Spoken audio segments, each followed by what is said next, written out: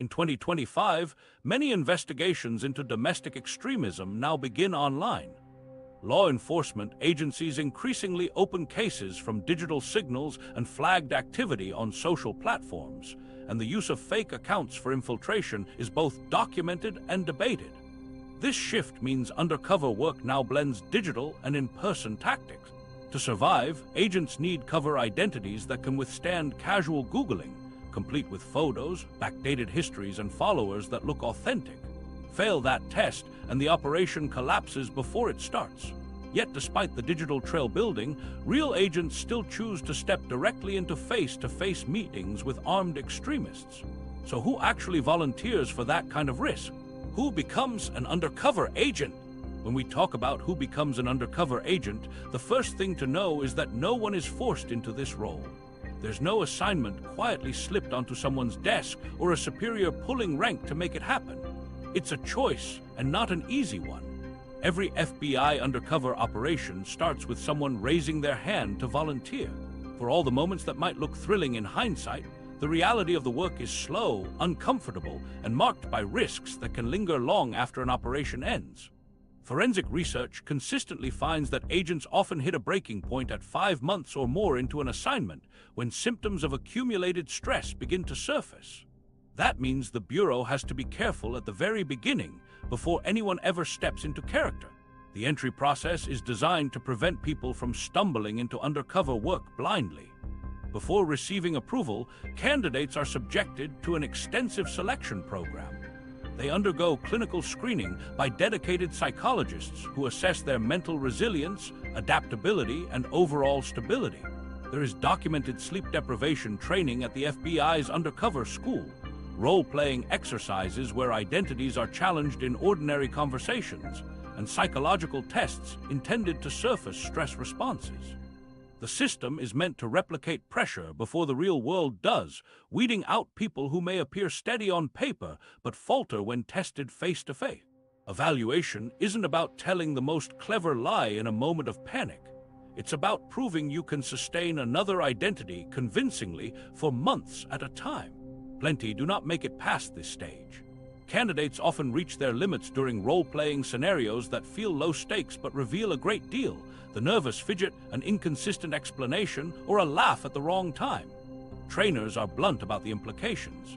If someone cracks under artificial conditions, they won't stand a chance when real weapons, criminal suspicion, and permanent consequences are involved. As one former trainer noted, the most telling failures aren't about facts but about impulses. Agents who respond too quickly when accused, oversell their denial, or provide unnecessary details. Those who succeed are often the ones who can let tension hang in silence, holding eye contact without betraying fear. The selectivity doesn't stop there. The program admits only a small number of candidates each training cycle, despite the hundreds of agents who put themselves forward. This isn't about limiting opportunity for its own sake. It's because the Bureau knows how resource-intensive it is to monitor, support, and manage even one person undercover for the long haul. Each operative requires coordination, check-ins, and oversight by safeguard units, which means taking on too many would create unsafe gaps in supervision. By narrowing the stream early, the Bureau ensures its fielded agents are those most capable of carrying the weight. Personal background plays its own role in shaping who advances. The FBI doesn't look only at psychological testing. It examines whether an agent can plausibly blend into a field environment. Someone raised in a working-class neighborhood might seamlessly pass in certain subcultures, while another with polished office habits could stick out. For instance, someone with mechanical skills might adapt effortlessly to a cover as a garage worker, while an agent with little exposure to that environment risks breaking character under even basic conversation. These aren't advantages of luck, they are considered practicalities. Living experience, not just formal training, often determines whether a background story rings true. Movies often present recruitment differently, emphasizing swagger, sharp looks, and daring improvisation. The real process undercuts that entirely. A polished surface means little if the substance doesn't hold. What matters most is stamina, patience, and the ability to sink into an unremarkable persona. Many assignments require adopting the posture of someone broke, stressed, or frustrated with day-to-day hardships, while in reality carrying the stress of high-stakes surveillance. Some applicants falter because they can't maintain these uncomfortable facades without slipping out of character. The psychological screeners note such lapses instantly, and most are eliminated without further consideration. The qualities that remain most prized are patience and composure. The FBI has never wanted thrill-seekers itching for the dramatic sting operation. It looks for people who can sit calm through sudden confrontations, resist the urge to overshare, and demonstrate restraint when suspicion settles on them. A successful undercover career often depends more on quiet, inconspicuous interactions than big cinematic moments. In fact, evaluators highlight that silence itself can be one of the hardest skills to master. Knowing how to pause, not over-explain, and let suspicion pass without panic. At the same time, the Bureau isn't seeking emotionless operatives. Authenticity is a requirement. When building connections inside target groups, agents may need to show empathy, share fabricated but convincing personal stories, and sustain those narratives consistently for months. This requires emotional intelligence, recalling details believably, improvising in real conversations, and adjusting tone naturally. Candidates unable to demonstrate this human layer fall short, because even the best memorized script cannot cover for a lack of believable feeling. Family circumstances also factor in. The Bureau considers how an agent's personal life will interact with the demands of undercover work. Assignments often require long periods away from loved ones, straining marriages and family roles. Strong outside support systems may help, but they can also make separation more difficult. Trainers make sure volunteers understand what this sacrifice entails before assigning them to cases. In other situations, an agent's cultural or regional background becomes an asset, allowing them to step into specific environments with credibility that would be impossible for others. In all of this, the same truth holds. Undercover work isn't just an isolated professional task. It reshapes and challenges the agent's entire personal life. Ultimately, while popular stories paint an undercover operative as daring and flashy, the FBI's real approach is measured. Each year, only a very limited number of volunteers are accepted after clearing psychological assessments, clinical screenings, and immersion training. Those chosen are the ones with composure, humility, and convincing adaptability, far from the movie archetype. Volunteers who make it through the simulations take on not only a new job, but a second identity that must be managed constantly, one that blurs with their real life. And once training and evaluations are complete, the agent moves on to the next challenge, constructing a believable cover story. Passing the Bureau's psychological gates is only the first step. The greater test comes when it's time to build an entire alternate life that can survive casual background checks in an era where almost anyone can uncover a contradiction with a few clicks.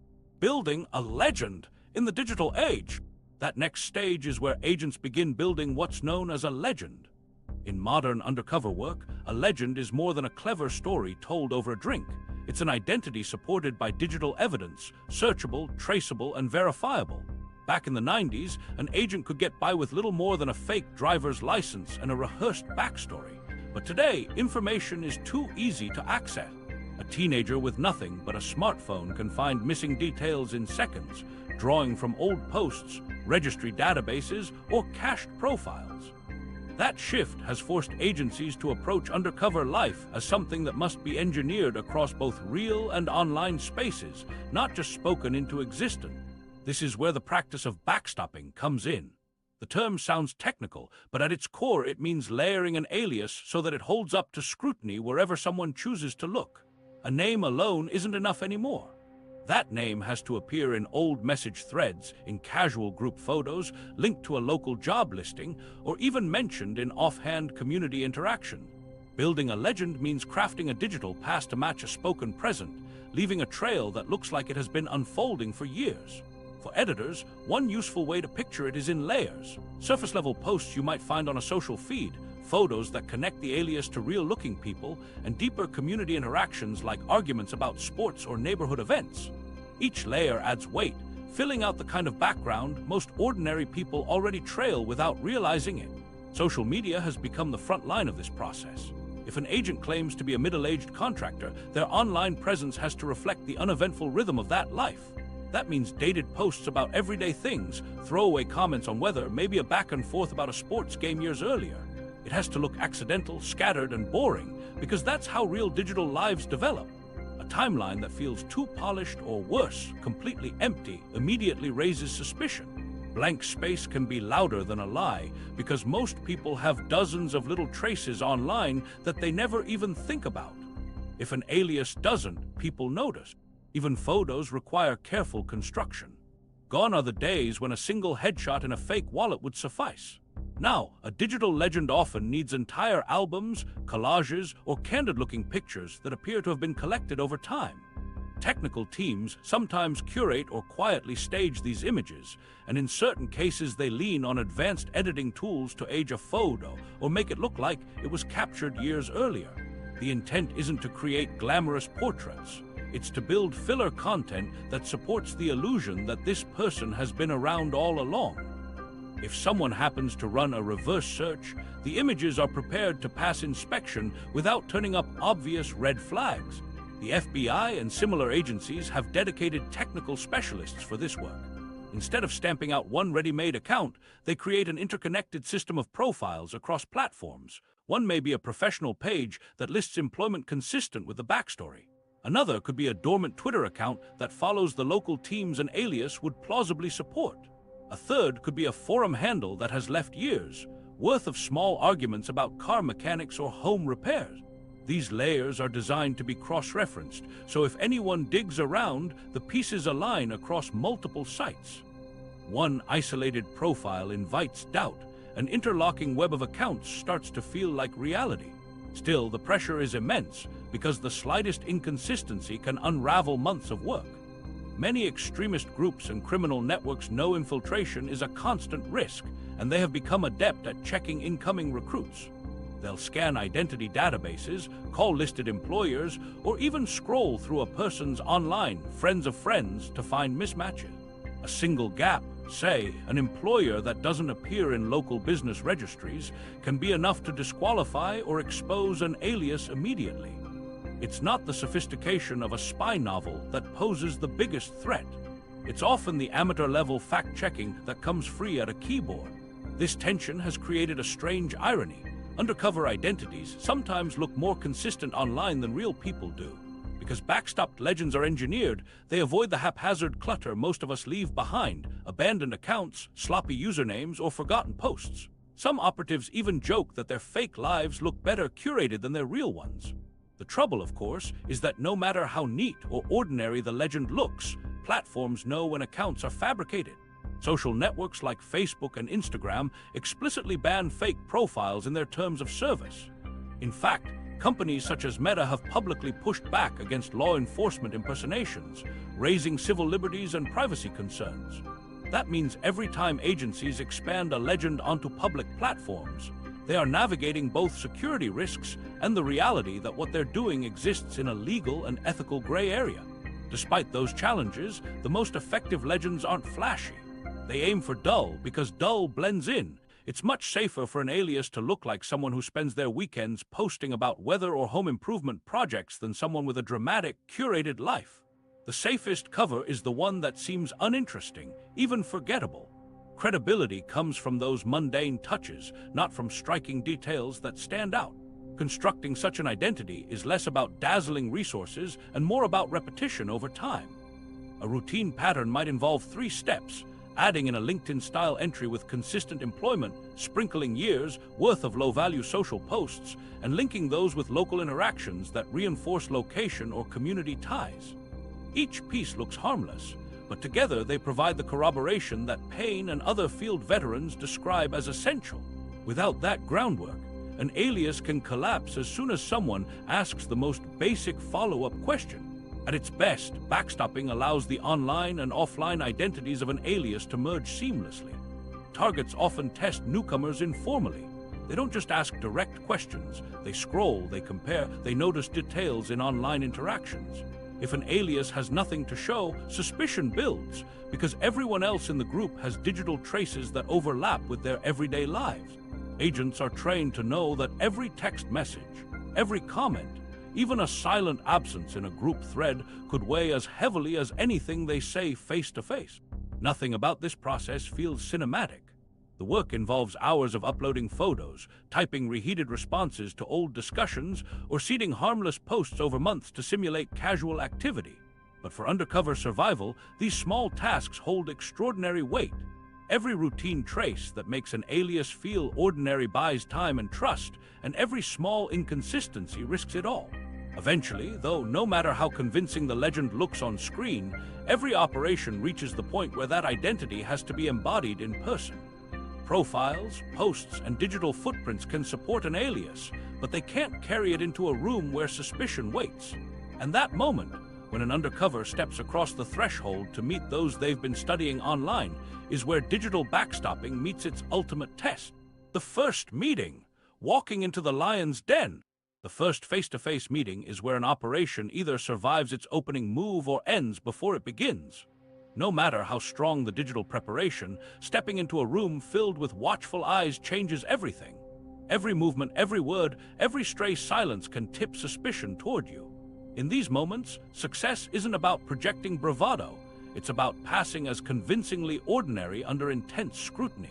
Veterans often compare the sensation to testing ice on a frozen lake. You can't tell how much weight it will bear until you're already walking across it. Picture arriving at a remote biker clubhouse. The car rattles, chosen carefully to match the story that you're not wealthy or careless with appearances. The tactical response team sits blocks away, listening in, but they won't enter with you. In fact, they can't, not without blowing the cover entirely. Scott Payne, a retired FBI undercover agent, recalled that in some fortified clubhouses, teams even had backup plans involving vehicle breaches if he couldn't escape. Plans like that underscore the reality. Support is nearby, but it isn't instant, and in the decisive first minutes you are, in practice, alone. This is where training takes over. The impulse is to stiffen every joint, to betray anxiety with hurried gestures or flat laughter. But tension is poison. Groups conditioned to spot outsiders can sense it before a word is spoken. That's why agents concentrate less on rehearsed lines and more on composure. Shoulders drop, pacing slows, and speech aligns with the rhythm of the room. Blending into that rhythm requires more than costume. It means learning to mirror without mimicking. If you walk into a cluttered garage full of men in worn denim, no one fits who shows up in pressed dress pants. At the same time, mimicking one individual too closely invites suspicion. Instead, agents absorb the cadence of the group. When others pause between sentences, they pause too.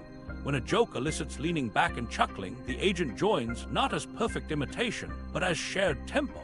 The goal is immersion at the collective level, so the newcomer feels like one more familiar piece of the environment rather than an exception within it. And then come the challenges, some subtle, others overt. An outsider never slips by without being tested. Sometimes the test is a polite but pointed question about your claimed hometown.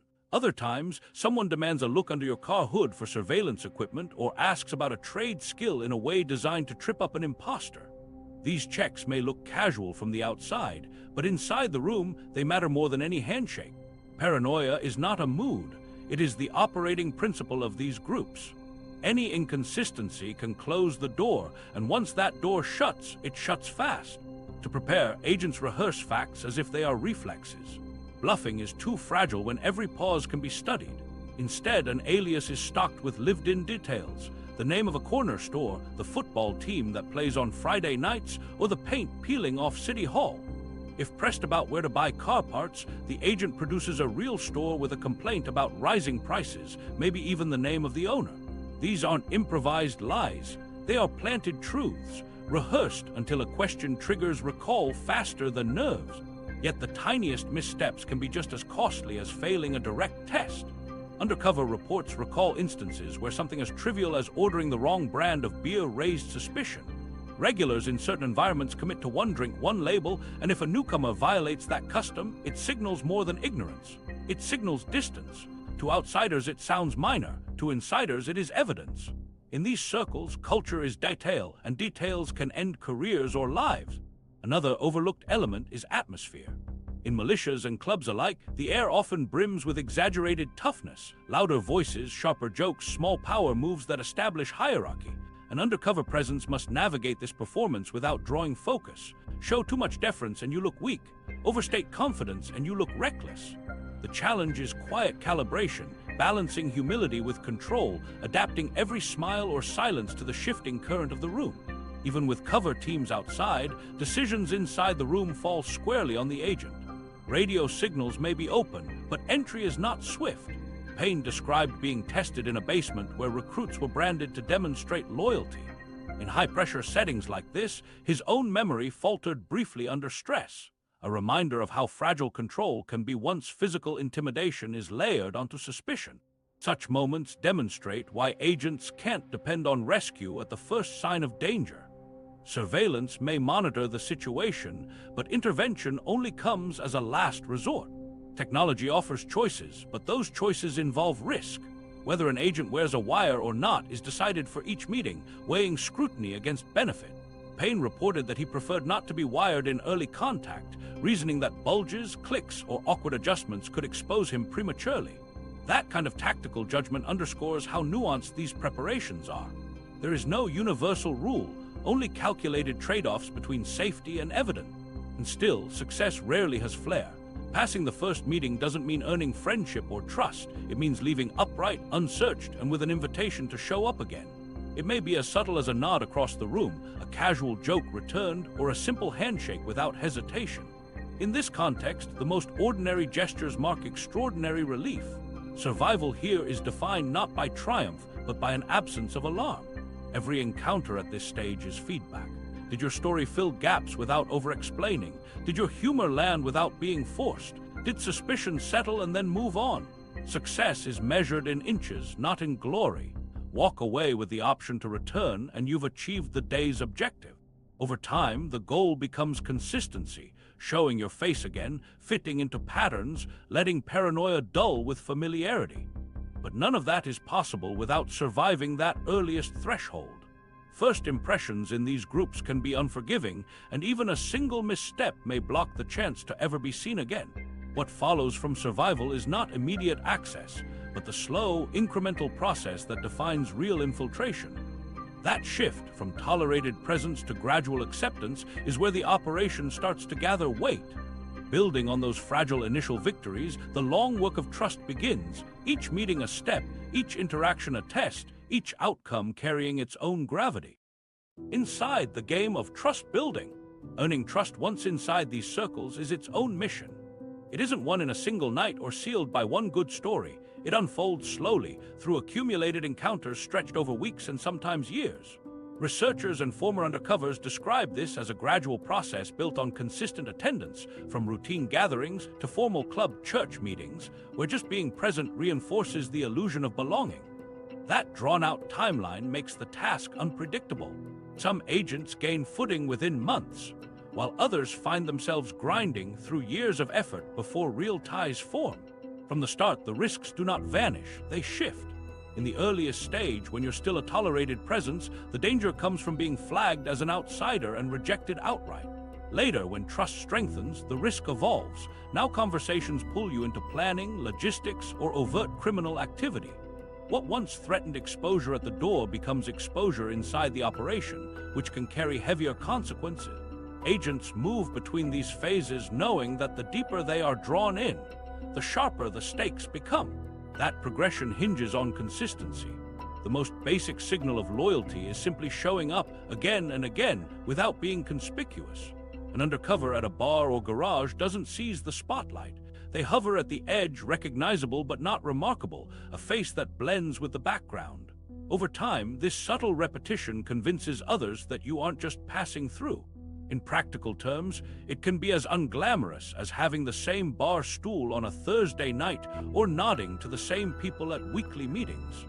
With enough time, the outsider who was noticed becomes the regular who is. What keeps that consistency safe is restraint. Talking too much opens room for contradiction. The rule is simple. The less an agent says, the less they must remember later. Instead of steering discussions, agents listen. A few comments here and there, a laugh at a joke, a low-key complaint about weather or work are all that's needed. This emphasis on listening isn't weakness, it's protection. By encouraging others to talk while revealing little themselves, agents reduce their risks while maintaining presence. Each measured silence is part of the work. Gradually, small seeds get planted. An agent isn't going to walk in declaring connections to guns or drugs that would trigger suspicion. Instead, they layer hints into conversations, a mention of work being slow, a vague reference to knowing somebody in construction, a shrug at the cost of parts. Each detail is designed to feel casual, never rehearsed. If no one follows up, the comment dies. If someone asks a question, that becomes the bridge to expand the alias's credibility.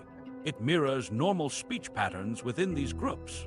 Real criminals rarely make bold declarations to strangers. They circle and probe in language that leaves deniability. Those circles create stages of progression. At first, you are tolerated, present but unimportant. Then you become accepted, the person who always shows, who shares space naturally, who is included in side talk. Finally comes untrusted, when responsibility is handed over, whether carrying a message, moving equipment, or assisting in logistics. Each stage is sustained by dozens of small behaviors, knowing how to enter a room without hesitation, remembering someone's last story, keeping your drink identical to theirs.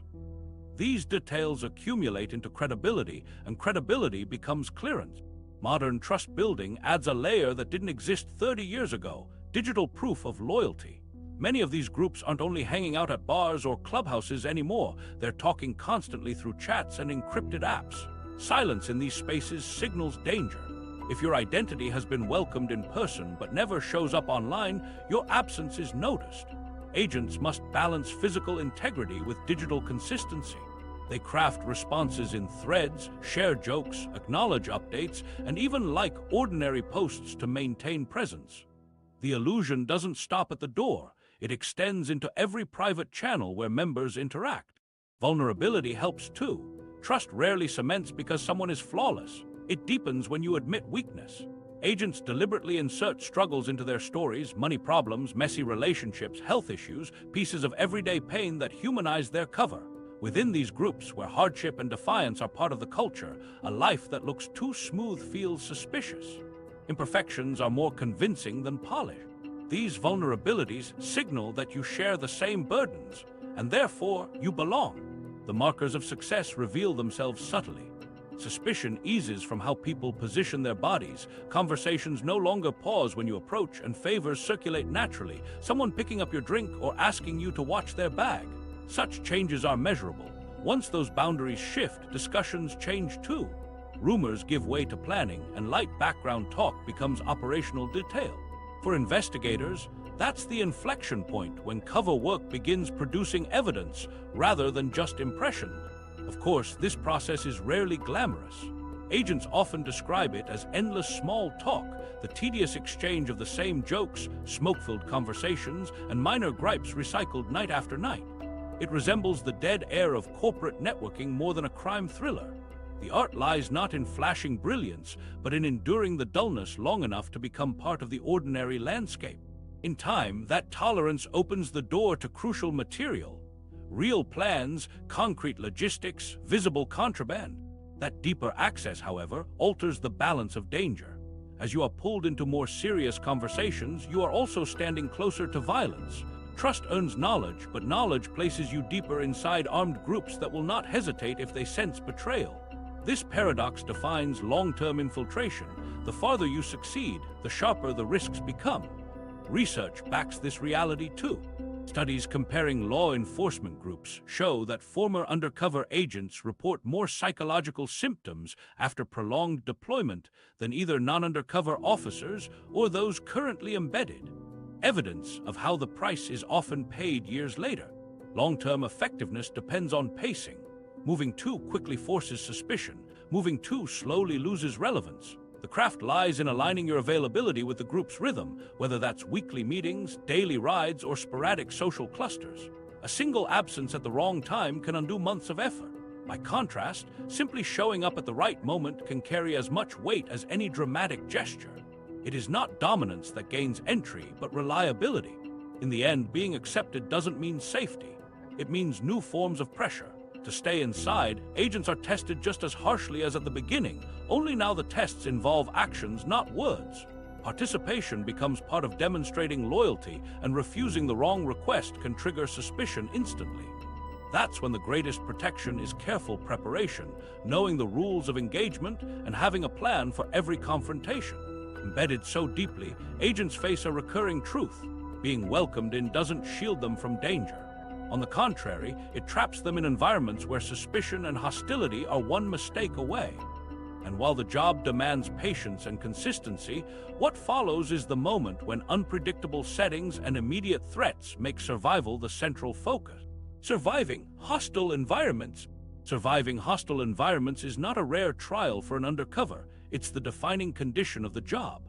Agents walk into gatherings where, if recognized for who they are, violence would follow immediately. Being outnumbered and cut off from quick support is routine.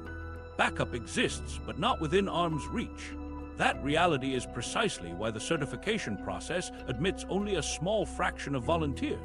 Once inside, survival depends less on the strength of the digital legend that got you through the door, and more on the ability to carry it convincingly under stress when every second feels like a test. A common hazard is the sudden search. Suspicion is built into these environments, so it's typical for groups to demand a newcomer turn out their pockets, empty bags, or even allow vehicles to be stripped down for hidden electronics. Former operative Scott Payne described one night when members of a white supremacist group gathered around his truck with a handheld detector. The scan picked up the tracking device wired under the vehicle, and for a few tense moments he was forced to rely entirely on composure and a credible reaction to diffuse suspicion. Encounters like this highlight a crucial truth. Staying alive requires that every corner of a fabricated life lines up convincingly. If you say you're strapped for cash, your wallet can't hold $100 bills. If you claim to work with tools, grease marks and worn gear better be present in your car. Searches aren't only about finding guns or wires. They are audits of consistency, and the smallest mismatch can escalate rapidly. Isolation raises the stakes further. Newcomers are often pulled aside, away from dense crowds or public settings, and taken to back rooms, basements, or locations deep in the countryside. Stripped of an audience, you face group members one-on-one, and it's in those moments that threats feel immediate. Cover teams might be staged miles away, listening in through transmitters, but they cannot simply break through the door without compromising the case or triggering crossfire. Agents are briefed on this in training. Hostile settings are endured largely on your own, and you cannot depend on reinforcements arriving in time to rescue you from the first blow or the first accusation. Social pressure carries its own set of hazards. Substances are offered in good faith but with sharp consequences. Refusing drugs, alcohol, or petty crimes outright risks breaking trust, yet participation risks genuine legal jeopardy, not to mention health and safety. Agents walk a fine line with practice strategies, citing medical excuses, claiming a strict probation officer, or developing reputations as people who don't use but who tolerate the company of those who do. These soft refusals must sound unforced. Any hesitation or stammering looks more like guilt than principle, and groups are always watching for that crack in demeanor. Preparation shapes the response. Confrontation scenarios staged at FBI's undercover school are notoriously harsh. Trainees may be accused of lying in the middle of dinner, ordered to empty their bags while others watch, or confronted with staged offers designed to test loyalty. Some dilemmas can't be solved neatly, accepting a ride to a dangerous location or justifying why you don't have enough cash. The point is not memorization. It's about building the instincts to maintain an alias without freezing. By design, these habits are drilled until they become automatic, capable of carrying an operative through a blackout of fear or adrenaline. Within the Bureau, 3 rules of survival are stressed more than anything else.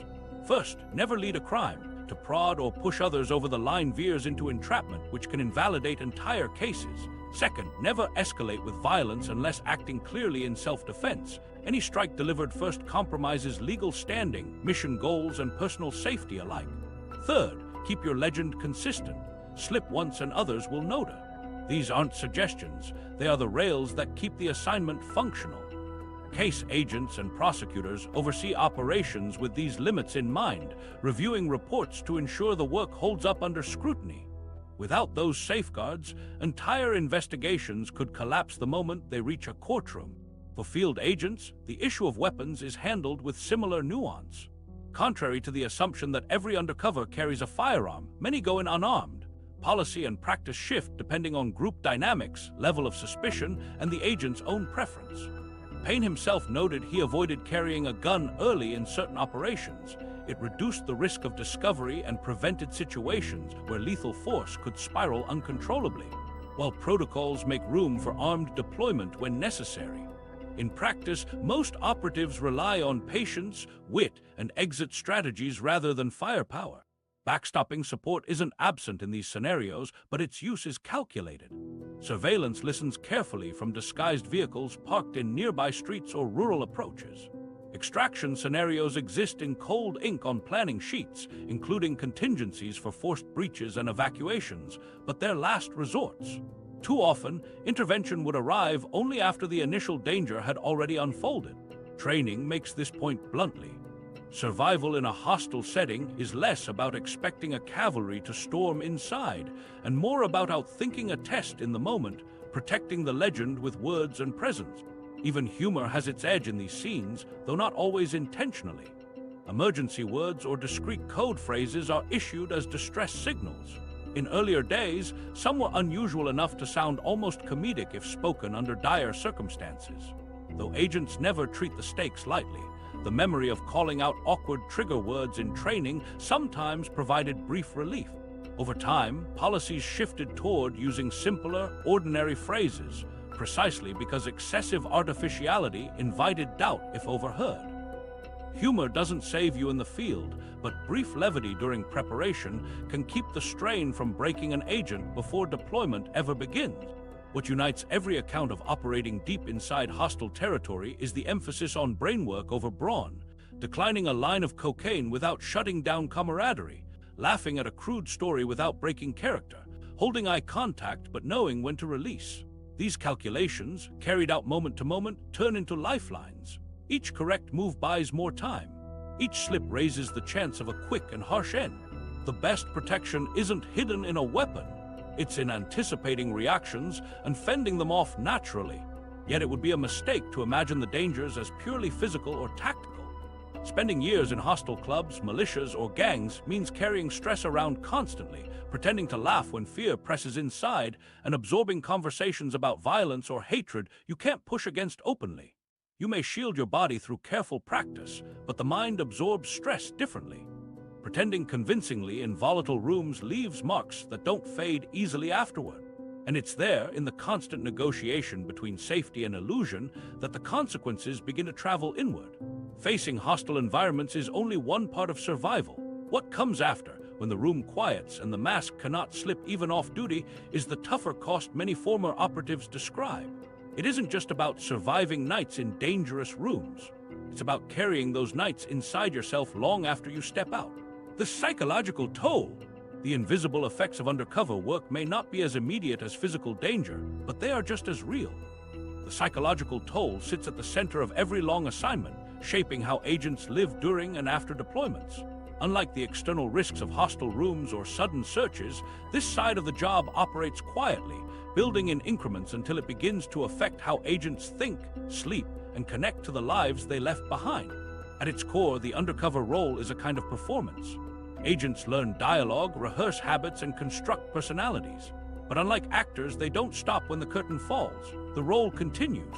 There is no stage to leave, no clear moment where identity ends. For months, sometimes years, the cover becomes daily reality, pressed against the agent's real self so constantly that the two begin to blur.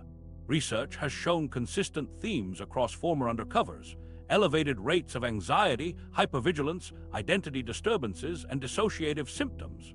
Substance misuse sometimes emerges as an unhealthy coping mechanism. Most strikingly, many of these difficulties surfaced not during deployment, but after operations ended, when adrenaline ebbed and there was space to feel the accumulated strain. The stress doesn't always manifest in dramatic ways. Often it shows up in subtler forms, like fragmented sleep patterns, short tempers, or sudden detachment from family. Agents can't openly talk about what they're experiencing while embedded. Any unguarded comment might threaten their credibility. As a result, many internalize stress until they're clear of immediate danger. One retired FBI undercover described the aftermath vividly. After closing a long-term case, he came home and slept over 16 hours straight, his body finally giving in after years of forcing alertness.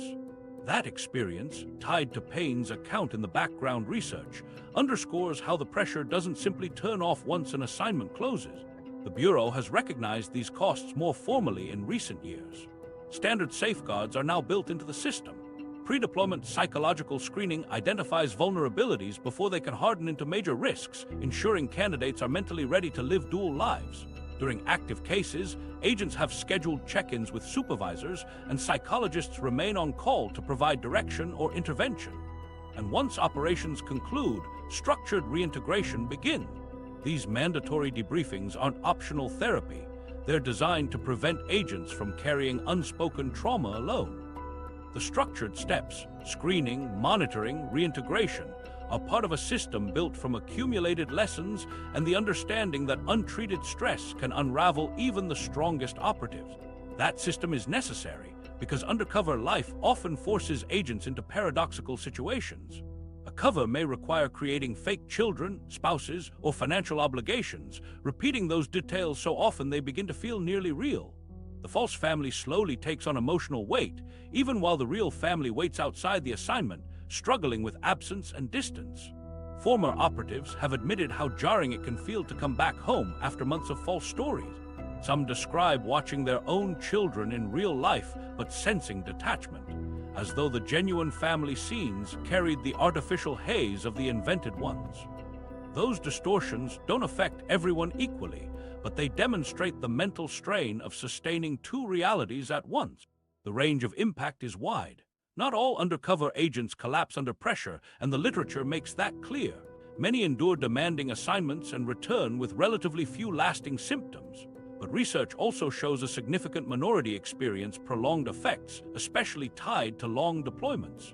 The nuance matters. Psychological fallout should not be seen as inevitable, but neither can it be dismissed as rare. It is a predictable risk, uneven in distribution, but consistent enough to require structured monitoring. This research-backed view helps balance the perception.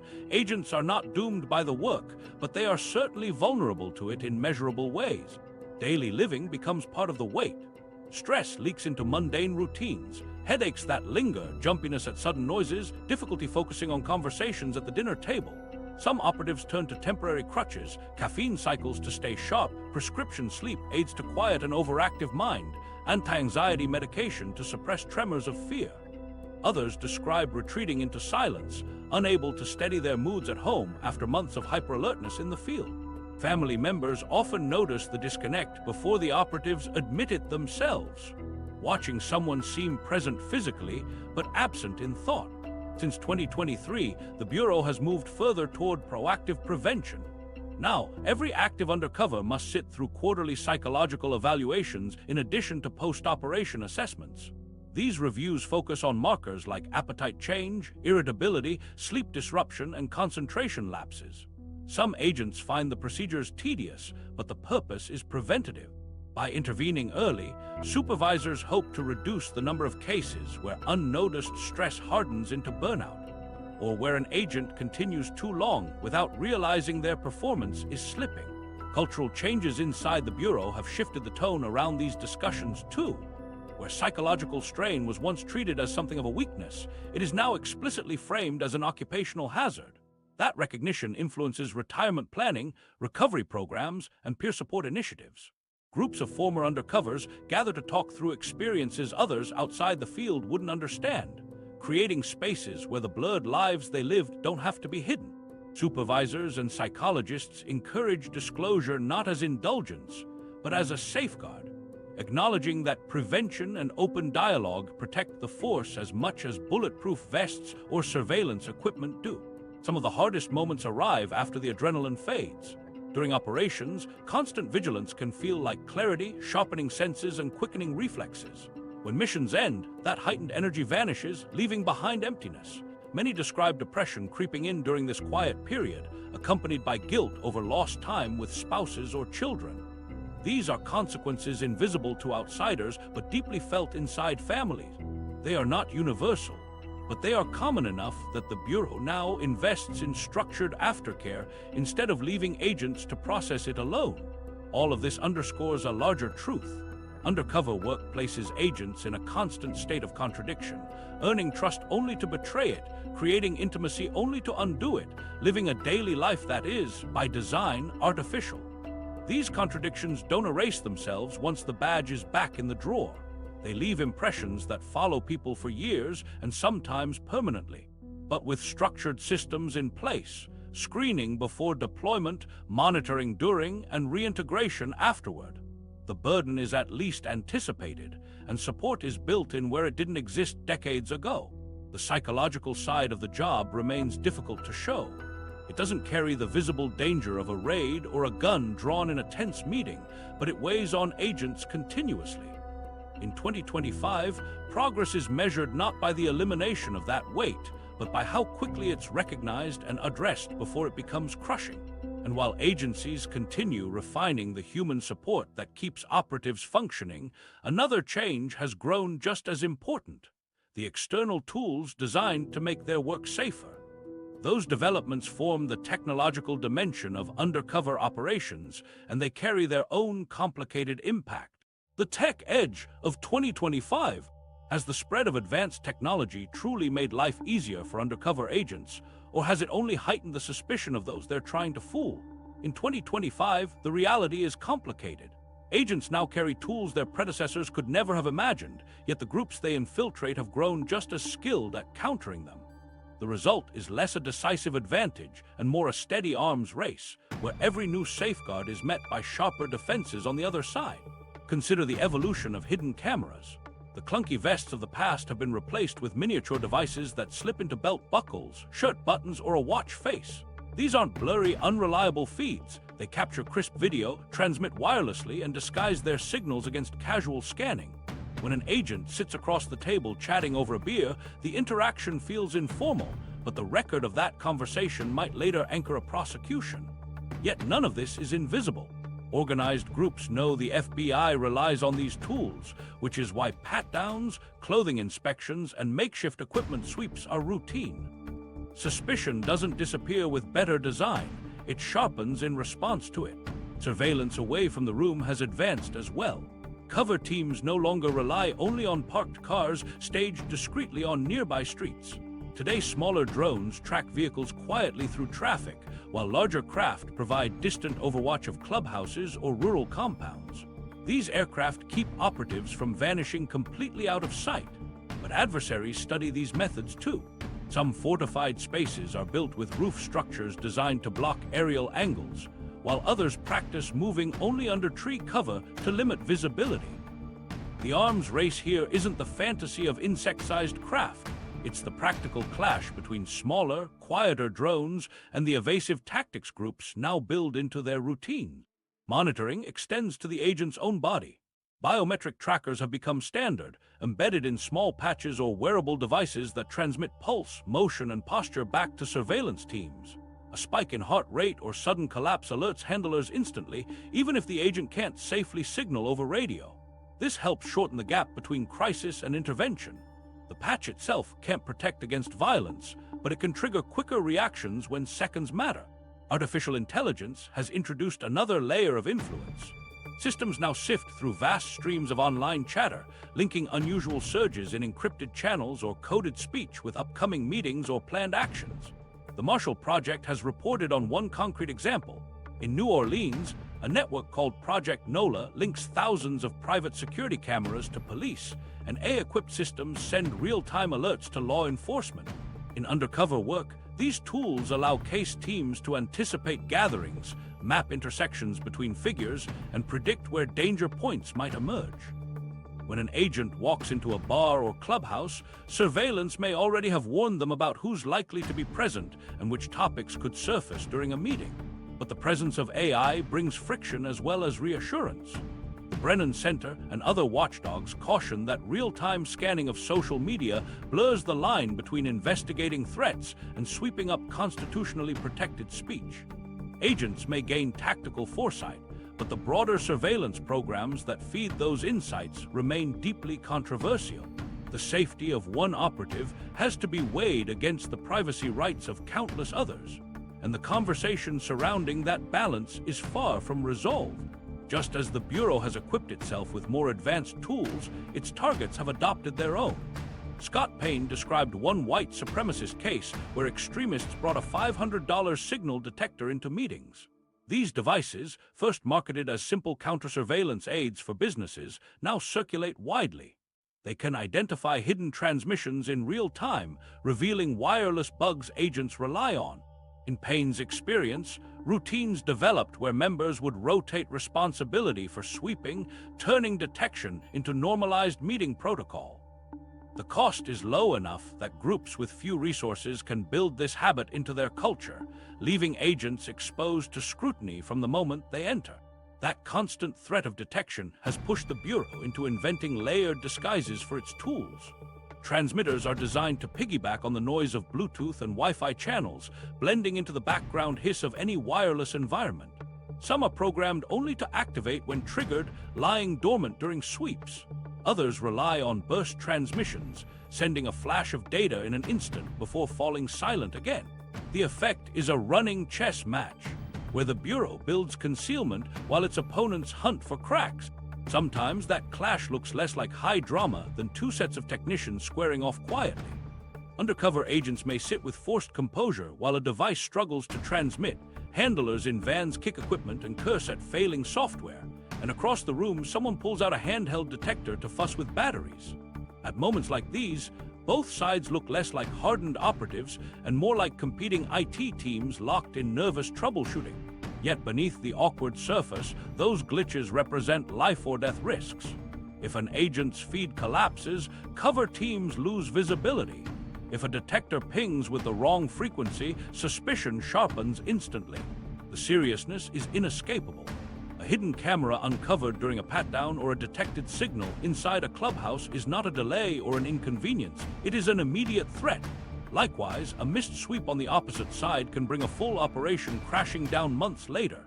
Each failure isn't abstract. It cascades through lives, careers, and courtrooms. That's why neither side can afford to relent in the struggle. This cycle shows no sign of slowing. Each adaptation is answered in turn, like a board that never clears.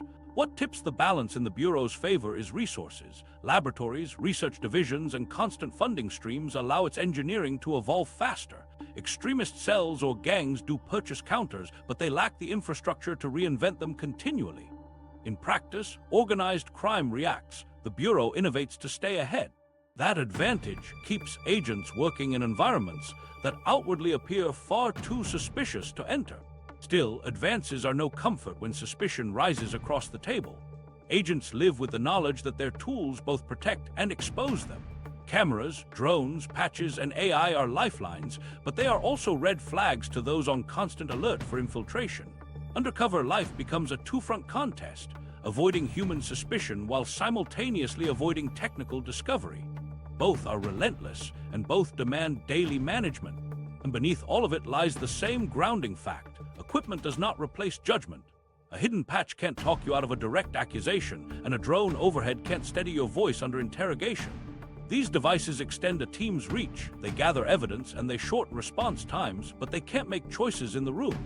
What shapes outcomes most is still the human network surrounding an operative, those monitoring, guiding, and preparing contingencies outside. That layer of support defines whether the tools can function at all, setting the stage for how operations carry forward in practice. Working with the backup team. An undercover agent may look alone when they step into a violent room, but that isolation is never complete. Every move inside is linked to a network outside, a team monitoring, directing, and preparing. The myth of the solitary operative living by instinct only tells half the story. The other half is a coordinated system, case agents, surveillance specialists, technical staff, and legal advisors working around the clock to keep both the mission and the operative alive. Without this backbone, no infiltration could last beyond 1 or 2 encounters. The center is the case team. These aren't just bureau agents. A typical case blends FBI case handlers with local task force officers, state police, DEA counterparts, and at times ATF agents or other specialists. Each brings a different advantage. The FBI holds jurisdiction and investigative oversight, local officers understand the streets and geography, DEA agents extend expertise in drug operations, while task force officers bridge federal and local networks. Together, they form the nucleus of support, the agents closest to the operation and responsible for immediate decisions. Around them are surveillance units, often working in rotating vehicles or with static watch posts. Then there are technical teams, operating the cameras, transmitters, and monitoring systems, maintaining the digital channels linking everyone. Finally, legal support runs parallel. Case agents coordinate constantly with prosecutors or DOJ advisors, ensuring that actions remain within entrapment, evidence, and procedural boundaries. Each link matters, and each one is rehearsed until it works without hesitation. When an undercover filters out a small piece of intelligence, a name dropped in conversation, a vehicle parked out front, or an unexpected mention of a meeting, those fragments flow outward. Surveillance immediately logs it, analysts connect it to broader patterns, and case teams fold it into operational planning. Parked vehicles with shaded windows quietly record who enters and leaves, while analysts compare faces against existing records. Technical monitors catalog sounds or coded terms overheard through bugs and relayed devices. The operative doesn't have the luxury of assembling the big picture, so the connection works both ways. The agent feeds pieces, while the team reassembles the puzzle into something actionable. Even with this constant flow, most of the danger still rests with the individual inside. Outside teams prepare contingency plans, but there are limits to what those plans can accomplish. Scott Payne recounted the way fortified clubhouses often shaped response options. In one outlaw's motorcycle club case, doors and reinforced walls meant that even a rapid order to rescue could not have been executed instantly. Teams mapped out possible breaches with vehicles or heavy tools, but the reality remained. Minutes mattered, and those minutes pressed squarely on the shoulders of the lone operative. That limitation is built into the job and accepted in silence, reminding agents that while backup exists, it cannot erase the personal responsibility of surviving immediate confrontation. Because of those limits, case teams do not plan strictly for retaliation, but for balanced outcomes, preserving both evidence and lives if operations collapse. The point isn't to avenge or to arrive after the fact. The point is to create pathways for survival while still protecting the legal standing of an investigation. If a breach became unavoidable, response was calculated, not impulsive, with the risk clearly understood by everyone involved. That calculation colors the way operatives think inside. They know the team outside is ready, but they also know it may not be instant. To make that connection work, communication tradecraft is drilled into habit. Agents use simple, rehearsed signals, a code phrase dropped casually, a prearranged movement, or the flick of a lighter in a certain way. Payne recalled how small physical cues were planned in advance for precisely these moments. The idea wasn't dramatic rescue signals, but ordinary behaviors given meaning through rehearsal.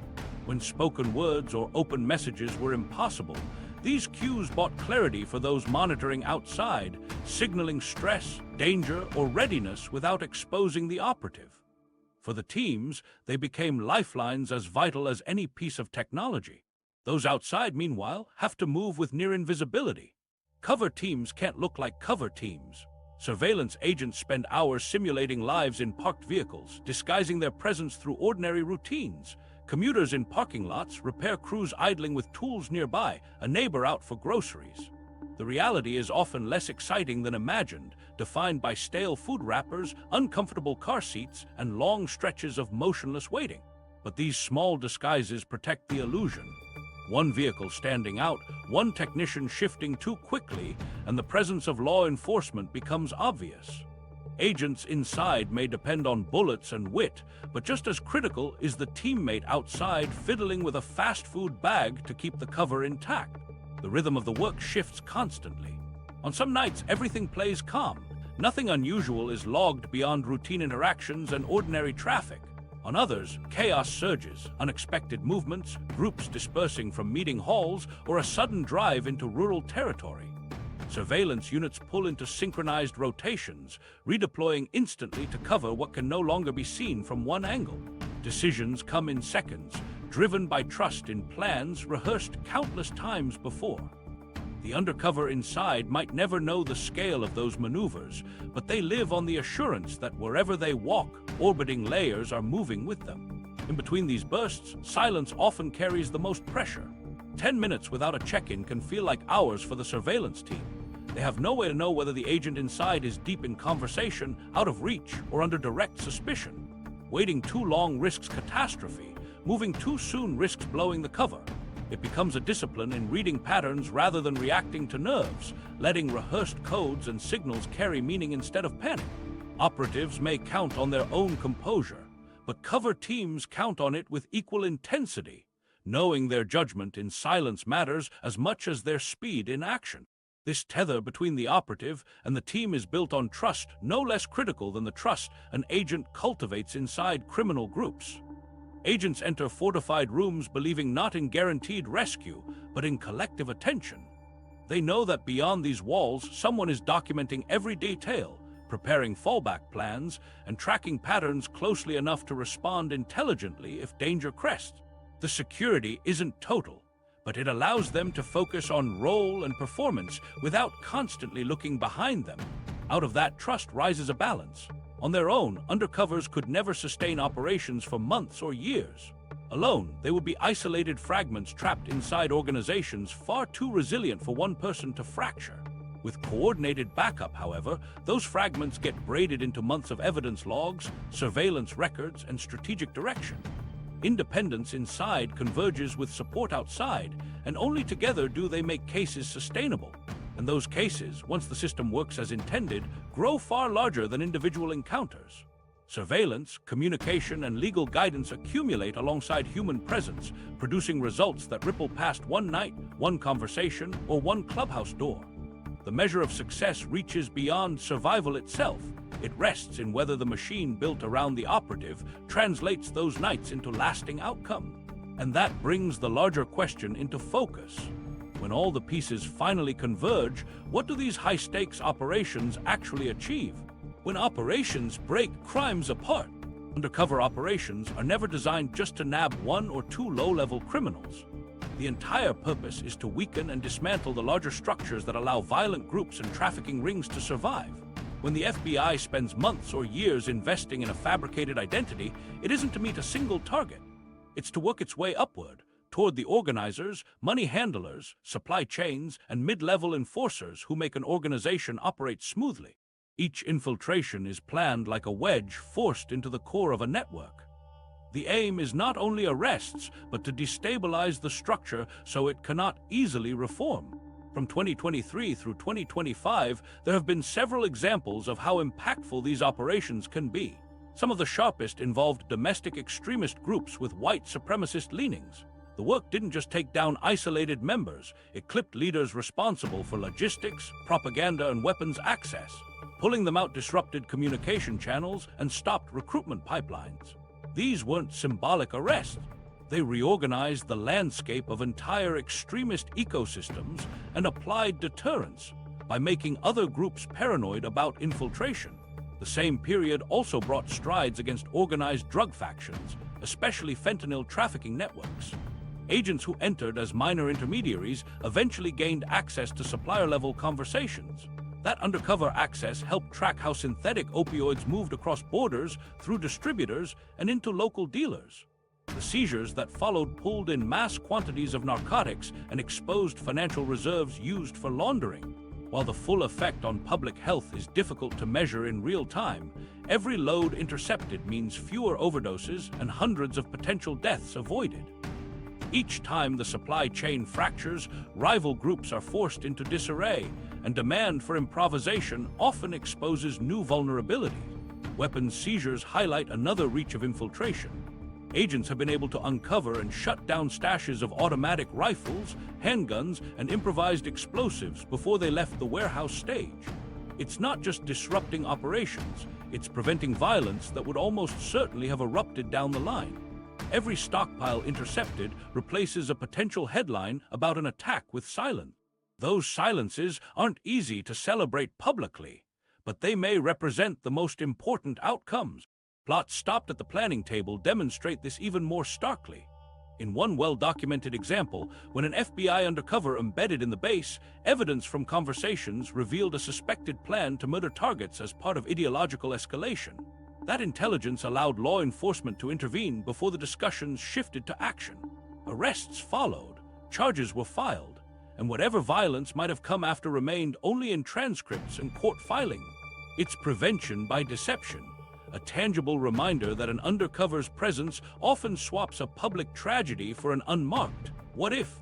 Drug trafficking operations tell a parallel story. Scott Payne's infiltration of the Outlaws Motorcycle Club in Massachusetts showed how a single undercover could pull back the curtain on something sprawling. His work inside revealed exchanges involving narcotics, money transfers, and firearms. Those details became the evidence that secured pleas and convictions when cases moved into court. By design, multi-agency coordination, DEA for drug components, local officers for surveillance, and FBI case agents allowed the intelligence he gathered to trigger arrests across multiple fronts. The real success wasn't a singular bust, but a combined outcome that fractured the club's financial and distribution model. The ripple effect of these operations runs deep. Pulling dozens of people out of a fentanyl chain, for example, doesn't only remove dealers from the street. It also sends a wave of uncertainty through suppliers, mules, and collateral groups. Fear of infiltration spreads, paranoia grows, and loyalty inside begins to weaken. Sometimes groups disband purely from suspicion of one another. Undercover work functions as disruption beyond its direct victories. It seeds instability that stretches far further than the cases filed in court. One standout pattern shows how far these operations go. Undercover agents become trusted enough to sit in meetings mapping routes, counting cash, or plotting ideological violence. Those quiet moments of access are turned into courtroom evidence. In essence, agents transform private conversations into prosecutable facts, often becoming the central witness around which entire trials are built. Because the testimony is grounded in simultaneous recordings or direct surveillance corroboration, juries see these statements not as speculation, but as irrefutable confirmation. That's one of the reasons why prosecutors view undercover collected evidence as some of the strongest available.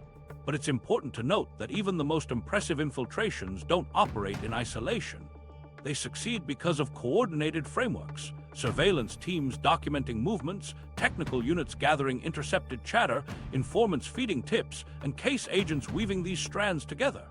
Undercover work provides the inside anchor, but dismantling an organization requires all of these parts to align. Without surveillance logs, analytical patterning, and prosecutor oversight, the weight of an undercover's findings would never hold in court. It's the combined system that delivers impact. Examples reinforce this. In fentanyl cases, undercover intelligence aligned with warehouse surveillance and border intercepts to make the evidence undeniable. In extremist cases, conversations documented undercover connected with intercepted online propaganda and weapons seizures to paint the full picture. These were not individual heroics. They were carefully layered efforts where one agent's access became part of a larger net cast by multiple agencies and task forces. The payoff often isn't visible to the public.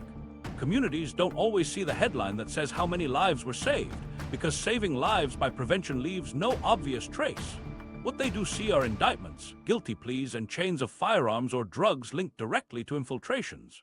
Between 2023 and 2025, operations repeatedly showed how deeply undercover work shapes prosecution. Cash seized, guns taken, pills removed, and plots never executed. Each absence, each quiet gap where violence should have echoed, represents the core purpose of putting an operative inside. This is why the work remains so essential in 2025. Technology can scan, track, and model data points, but an undercover can hear hesitation in a voice, press on a story, or watch money change hands. These subtleties bridge the gap between suspicion and certainty. When those moments are captured, they migrate from dangerous rooms to evidence tables, turning what could have been bloodshed into controlled court proceeding. In practical terms, undercover operations turn inside conversations into courtroom evidence, and often into prevention. It is difficult, dangerous, and often hidden, but this cycle of infiltration and disruption forms one of the most powerful levers federal agencies still have. Entire extremist cells are neutralized before attacks, trafficking rings are gutted before shipments spread, and gangs fracture without their organizers. These moments show not just one victory, but the broader reshaping of criminal landscapes. All of these achievements, however, raise another problem. With networks increasingly communicating online and with technology expanding on both sides, the question is shifting. The issue is no longer only how undercover work dismantles crime today, it's how this method will adapt tomorrow. What the future holds for undercover work. Looking toward the future, the central question is not whether technology will eliminate traditional undercover work, but how technology and human presence will be fused together. The phrase replacement doesn't really fit the evidence. What the research shows instead is a shift to hybrid methods, where digital infiltration initiates contact and clears early space, while in-person operatives still close cases. Networks are too complex and suspicious to be penetrated by either side alone. A growing share of investigations now begin online. Agencies seed digital identities into encrypted apps like Wire or Telegram, platforms where extremist groups and traffickers often coordinate. These synthetic personas linger, comment casually, and map the network's rhythms. They give analysts first access to who talks to whom, how conversations flow, and when chats shift toward planning real-world meetings. As documented in Scott Payne's accounts and Brennan Center research, this kind of initial observation is invaluable. Digital infiltration lets law enforcement listen at the door before committing a person in the flesh. Once the relationships are charted and vulnerabilities identified, the operation hands off to live undercovers who embody the identity face to face. The efficiency of this digital phase is obvious. A single analyst can manage dozens of covert online accounts simultaneously. These accounts create the illusion of different personalities and positions inside an ecosystem, some silent members, some active talkers, some casual lurkers. Each identity contributes small details and responses, building credibility that feels scattered and authentic. Meanwhile, software tools log activity without sleep. They see when participation spikes, how slang changes, or which accounts cluster during specific hours. All that information sharpens the next step. When the time comes for a human to walk through the door, their alias already carries traces of remembered interactions, saving weeks of guesswork. Still, technology alone can only progress so far. Criminal organizers are already suspicious of digital infiltration. Many groups have responded to the wave of online surveillance by staging tests, demanding sudden video calls, arranging meetings in public places, or requiring members to participate in off-screen loyalty displays. Even convincing text messages and long chat histories collapse under this pressure if no person can back them up in real spaces. At that stage, human operatives become essential again. This reality has led agencies to experiment with middle ground tactics. Limited-use decoys, sometimes aided by deepfake technology, have appeared in early trials. These synthetic characters are designed for transitional moments. If a suspect demands a casual video chat before they agree to meet someone in person, the decoy provides minimal visual reassurance without risking a real undercover's face. But the uses remain narrow and temporary. Research and oversight groups flag major ethical and legal issues with deepfakes, including potential conflicts with platform policies and constitutional rights concerns raised by the Brennan Center. Even if convincingly built, these decoys don't sustain trust. They act as brief placeholders until a real operative can fill the role. That's the pattern emerging. Technology prepares, supports, and shields, but humans still deliver authenticity. Algorithms may simulate typing patterns or log insomniac behavior, but they cannot carry 8 silent hours of shared waiting or laugh naturally at a bad joke during long drives. In extremist groups and organized gangs, loyalty often gets measured not through declarations, but through mundane ritual.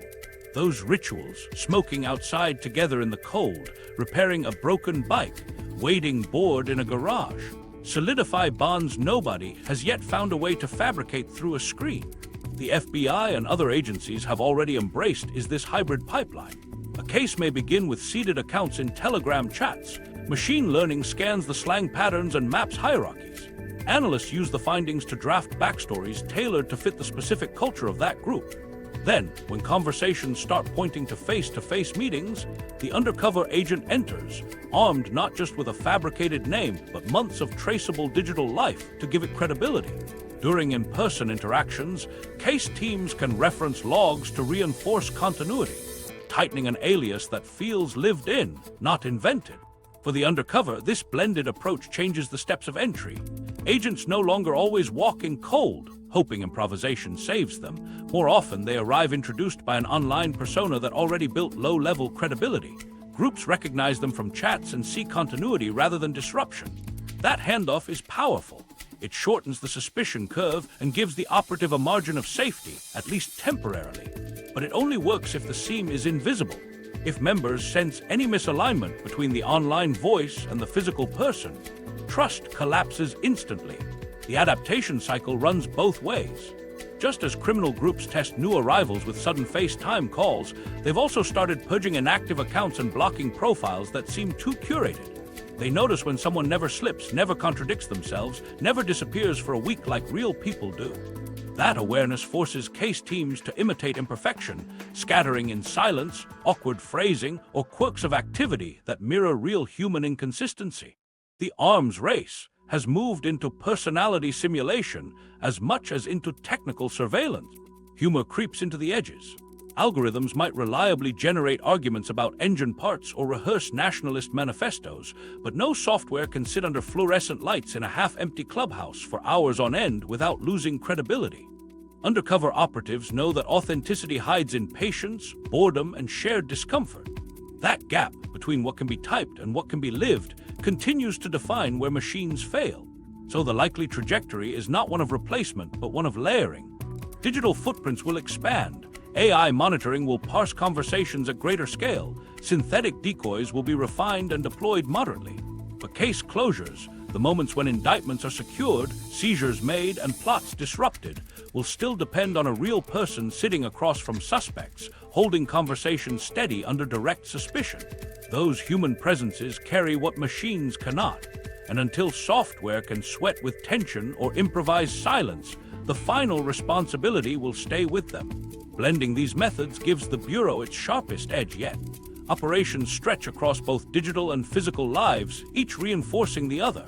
Online identities prepare the stage, algorithms suggest timing, and real agents inhabit the role, delivering evidence under pressure.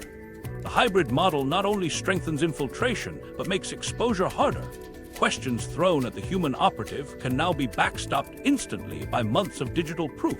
Cutting through that web of support requires criminal groups to counter both data trails and embodied presence, a nearly impossible double test. And yet, with every advantage comes renewed strain on the individual inside. Technology can prepare the way, but it cannot resolve the personal burden of inhabiting false trust for months or years. That weight doesn't vanish with better backstopping. It only intertwines more tightly with it, because now an agent is not just holding a spoken cover, but sustaining the illusion laid by an entire digital scaffolding. What the future holds, then, is less a handoff to machines and more an expansion of partnership. Digital infiltration and human adaptability are not competing, they are converging. Success depends on how seamlessly one feeds into the other. If they combine cleanly, operations extend further and strike deeper than before. If the seam shows, everything collapses. And that balance leads to the final tension. Tools and platforms will change, but the center of the work remains what it always was, a person convincing others they belong. Technology multiplies the reach of that performance, but it cannot substitute it. The question that lingers isn't how far the tools will evolve. It's what happens the moment human presence falters inside those rooms where credibility is everything. Undercover work has never been about flashy heroics. It is built on patience, silence, and the ability to act ordinary in places where you don't belong. Weapons and gadgets may help, but credibility remains the core resource. If people accept your story both online and in person, doors open. If they doubt even a small detail, everything shuts down. In 2025, online tools often make early infiltration possible and safer, but human presence often remains the deciding factor in critical, in-person tests. Remember two things. Digital personas set the stage, but real agents carry the final burden face-to-face. What do you think? Can digital infiltration ever fully replace human agents, or will flesh and blood presence always be essential? Share your view in the comments. This video drew on first-hand accounts from undercover agents and recent reporting to ground its conclusions.